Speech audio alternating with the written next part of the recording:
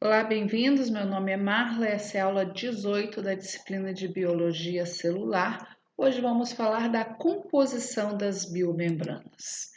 Então, como é possível estudar as membranas, seja a membrana plasmática, seja a membrana de organelas? Nós estamos vendo na microscopia eletrônica que é possível identificar as membranas, mas a sua constituição é através de microscopia que estudamos, então é necessário um estudo ainda mais minucioso, que é o estudo químico das biomembranas.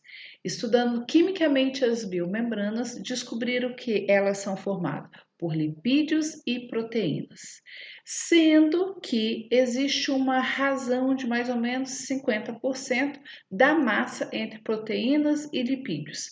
Mas olha, se a gente for observar esta imagem, estamos vendo que tem bem mais lipídios que proteínas. O número de lipídios é maior, mas a razão da massa geralmente é igual.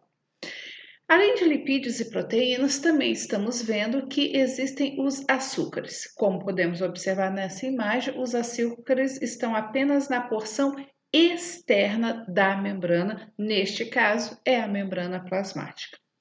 Falando ainda sobre composição das biomembranas, será que sempre vai ter essa razão de 50%? Não.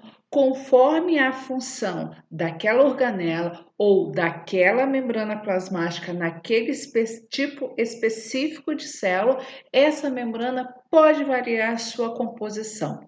Por exemplo, estamos aqui vendo uma organela, que é a mitocôndria, e na sua membrana interna existe 75% de proteínas em relação a lipídios. Por quê?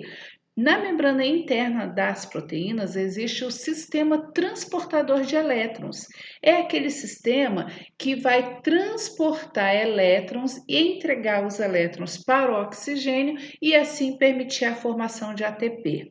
Os constituintes que fazem esse transporte de elétrons e produzem o ATP são proteínas.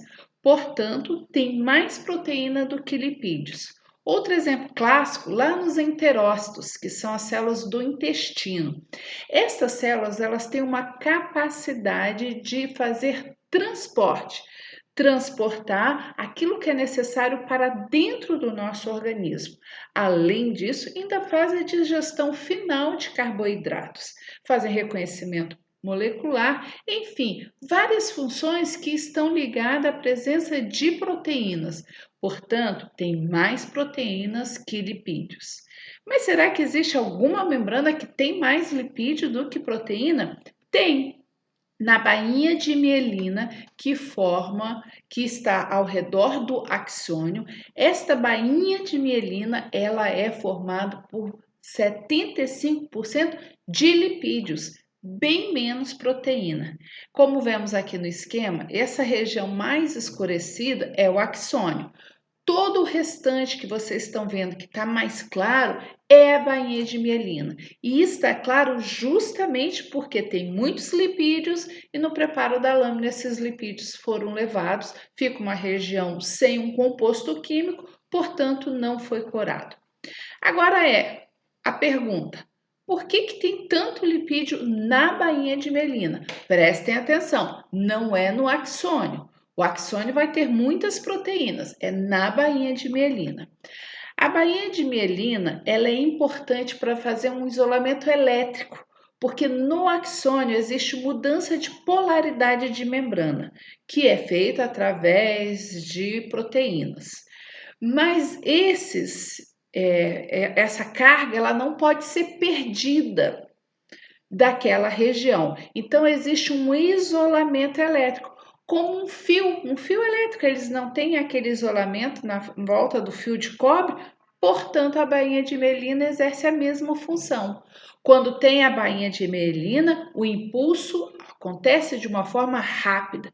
Quando essa bainha de mielina, por algum motivo, sofreu um dano, este impulso é muito lento e às vezes nem alcança o seu objetivo final. Então, agora vamos falar destes componentes das biomembranas. Começando por lipídios, Então, nós estamos vendo aqui uma membrana, tem os lipídios e as proteínas. Nós já fizemos essa analogia.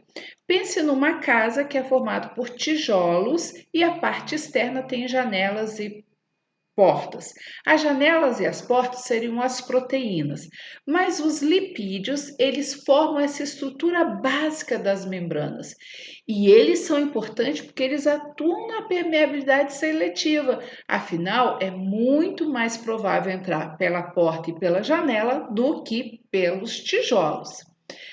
Percebam nesse esquema que a composição dos lipídios dentro e fora é diferente. Ou seja, esses lipídios que estão voltados para a face externa, eles são diferentes desses lipídios que estão voltados para a face interna. E como esses lipídios ficam agrupados, dando essa estrutura das biomembranas? Pelas interações hidrofóbicas, como nós já vimos em aulas anteriores.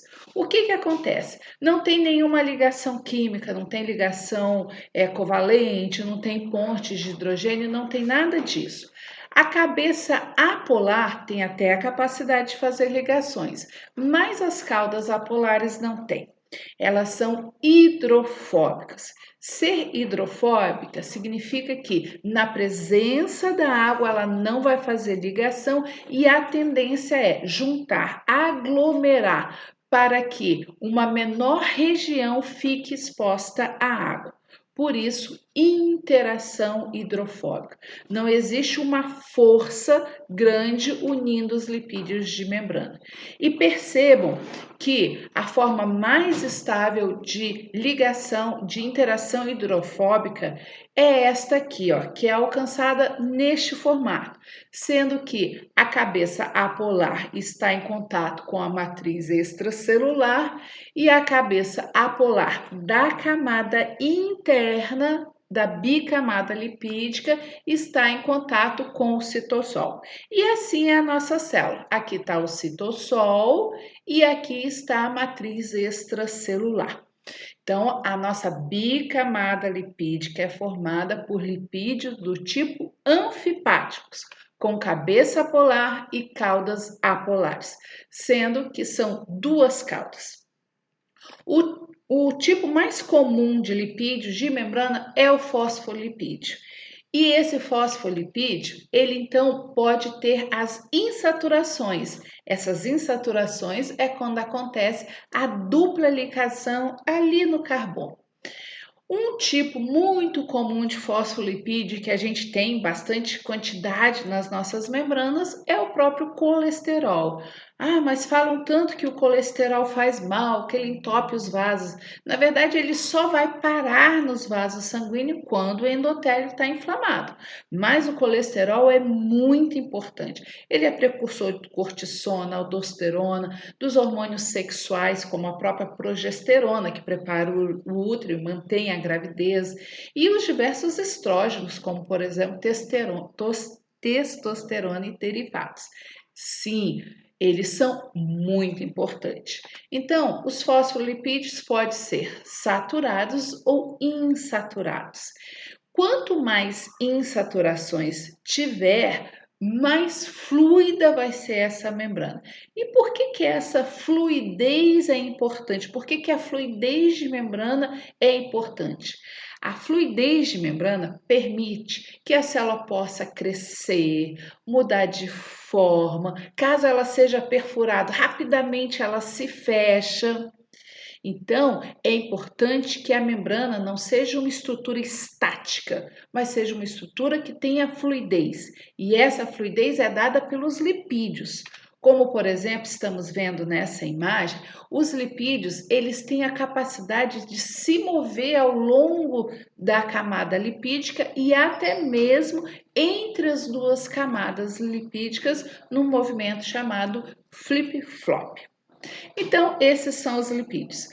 Um grande número de lipídios formam as membranas, seja a membrana plasmática, seja a membrana das organelas. Além dos lipídios, qual é a outra molécula que acontece em grande número? As proteínas. Como nós estamos vendo, ela em tamanho é bem maior do que os lipídios. E como nós já fizemos a analogia, as proteínas, então, também têm essa função estrutural, mas agora sim, uma importância fundamental na função de transporte, além de atuar como receptores de membrana. Então, aqui nós estamos vendo algumas proteínas com diferentes funções. As proteínas que fazem transporte, as proteínas de ligação, como nós já vimos que o citoesqueleto é ligado na membrana através de quem? Através de proteínas. Ou receptores, ou também enzimas que ficam ali na própria membrana. Então, são diversos tipos de proteínas com diversas funções. Podemos classificar as proteínas de membrana segundo alguns requisitos. Por exemplo, como essas proteínas estão interagindo com a bicamada lipídica? Elas podem estar atravessando a bicamada lipídica e aí se ela atravessa, se ela está dentro, são chamadas intrínsecas. Ou se elas não atravessam a bicamada lipídica, estão só por fora, elas são chamadas extrínsecas. Essas proteínas intrínseca e extrínsecas têm diferentes funções. As extrínsecas interagem francamente, elas não atravessam essa bicamada lipídica e as intrínsecas atravessam. Vocês já devem ter visto um esquema como este que mostra uma proteína que está meio que na metade da bicamada lipídica. Na verdade, isso aqui não acontece. Ou ela atravessa completamente, ou ela não atravessa a bicamada lipídica. Pode até estar ligada a algum lipídio da membrana, mas não fica meio inserida. Ou ela é intrínseca ou ela é extrínseca.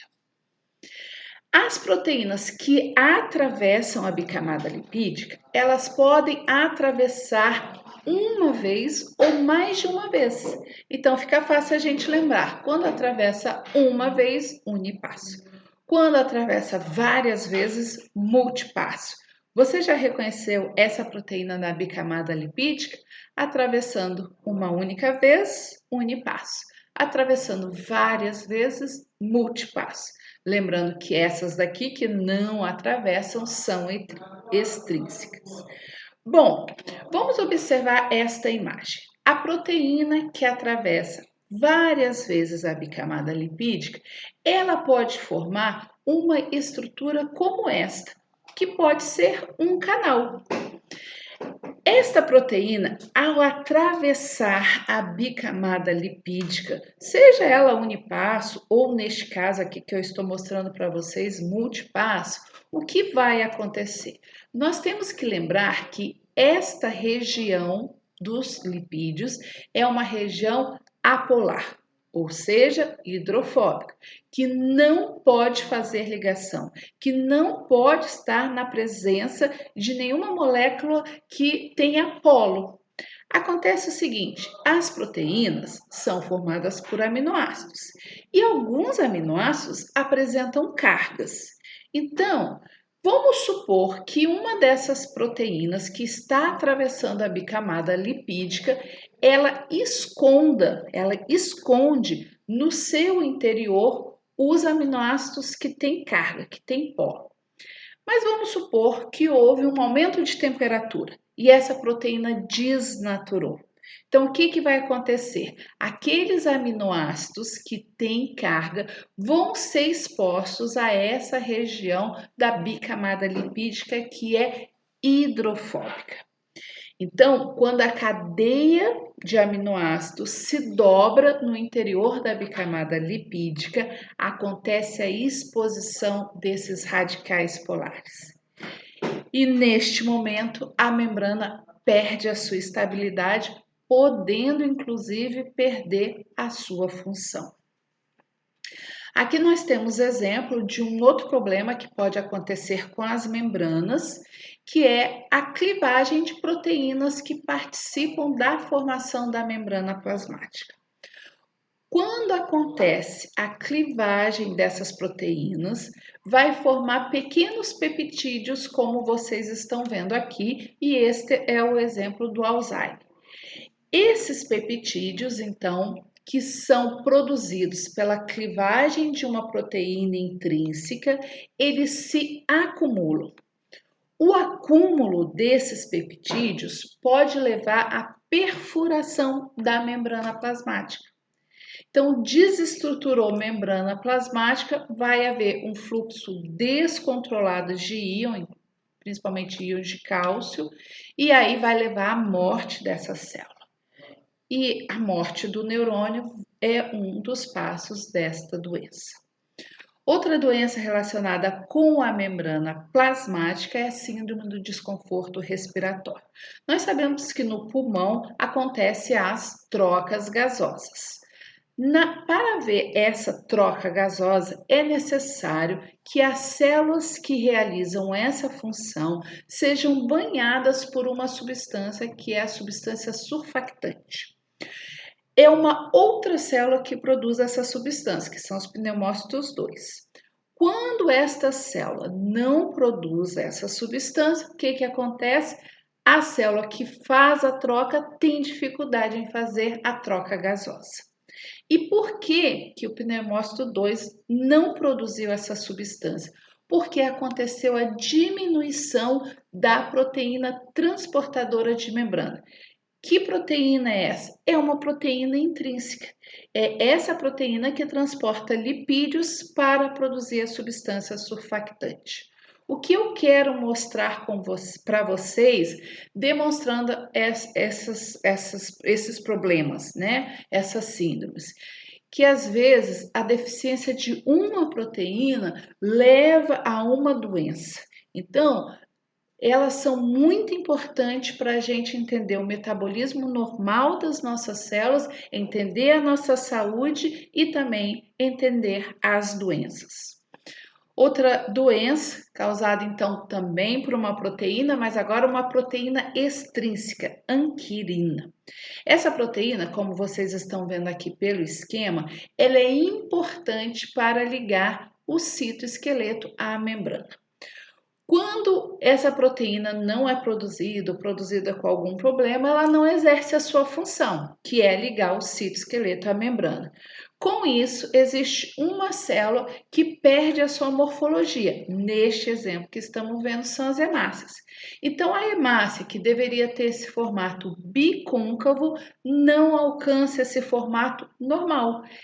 Ele perde parte da sua membrana plasmática e acaba ficando com este formato arredondado. É a esferocitose.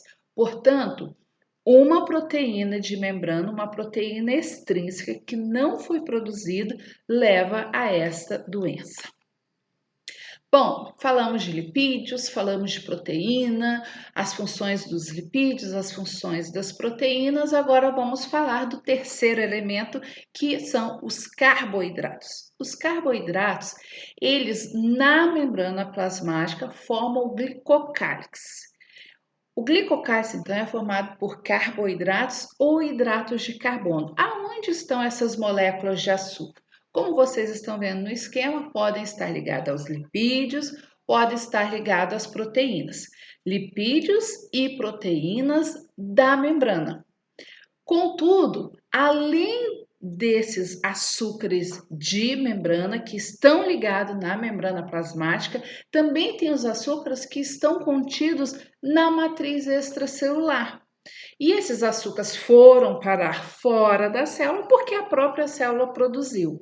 Então, quando a gente vê o glicocálix, são os açúcares presos à membrana, mas também os açúcares que estão fora da célula, na matriz extracelular. Então, aqui nós temos as células e a matriz extracelular. Aonde está o glicocálix? Está na membrana plasmática e também nessa região próxima à membrana plasmática, mas já pertencente à matriz extracelular. Que tipo de açúcar é esse que fica na matriz extracelular? São este modelo que vocês estão vendo aí, são as proteoglicanas, que Vocês estão vendo que é bastante complexo, né? Ele chega a ter um eixo proteico e várias moléculas de açúcares ligado a ele. Então, é uma molécula bastante grande. Então, novamente, nós estamos vendo esta região do glicocálix, onde nós temos a presença dessas grandes moléculas de açúcar. Função do carboidratos. Então, são diversas funções: reconhecimento molecular, comunicação entre células, funcionam como receptores, funcionam como especificação dos grupos sanguíneos. Bom, então nós vimos os lipídios, as proteínas, os carboidratos. Será que estes elementos químicos, eles são afetados? E quando eles são afetados, será que afeta a membrana? A membrana de uma célula, e agora pensando em membrana plasmática, quando ela é afetada, será que ela pode levar à morte da célula? Então, para a gente saber como estes elementos são afetados, a gente tem que ter uma lembrança da sua conformação. Iniciando aqui então pelas proteínas. Como as proteínas são afetadas? Um exemplo muito típico que nós já vimos na aula anterior, o calor. O calor muda drasticamente a conformação de uma proteína porque ela desnatura. O que é desnaturar? É a proteína perder a sua conformação normal. Quando ela perde a sua conformação normal, ela abre espaço naquela membrana. Abrindo espaço, perde-se então o controle do que entra e o que sai da célula, podendo levar à morte celular, dependendo da duração deste evento. Será que só proteínas são afetadas pelo calor? Não, os lipídios também são. Diminui a interação hidrofóbica dos lipídios e com isso também a membrana perde a sua estabilidade, podendo levar à morte. Então, nos dois casos, afetando proteína, afetando lipídios, dependendo do grau, dependendo, lógico, do grau da temperatura, dependendo do tempo, isso pode levar à morte da célula. Além do calor, o frio também afeta. Então, quando a gente coloca algo para congelar, a gente vê que ele aumenta o seu volume. Esse próprio aumento de volume pode romper a célula e levar o que? A uma morte celular. Ou pode formar, dependendo da temperatura, forma os cristais de gelo. E os cristais de gelo é uma forma mecânica de romper célula. E aí rompeu membrana plasmática, o que vai acontecer? Também leva à necrose daquela célula. Então, quando a gente coloca material na geladeira para conservar, a gente está diminuindo a temperatura para os patógenos não crescerem. Mas, em compensação, quando a gente descongela, algumas dessas células se rompem porque formaram os cristais de gelo. Obviamente, na natureza existem algumas espécies que suportam baixa temperatura e observou que essas espécies utilizam um anticongelativo, um exemplo, o glicerol. Ele, por ser viscoso, ele diminui a formação dos cristais de gelo, evitando o congelamento. Então, passa por temperaturas muito baixas, chega a congelar, mas não acontece a morte da célula. Então, calor, frio, mais o quê? Mais solventes orgânicos. Nós sabemos que a nossa membrana é formada por lipídios e os lipídios eles são solúveis em solventes orgânicos. Então, isso também desestrutura, isso também leva à morte da célula. E nas proteínas, os solventes agem no núcleo das proteínas globulares, desestabilizando a parte hidrofóbica. Então, também desestabiliza a proteína, desestabiliza lipídios e assim pode levar à morte celular. Aqui algumas referências de imagens. Este conteúdo está no capítulo 5 do livro Práticas em Biologia Celular. Até a próxima!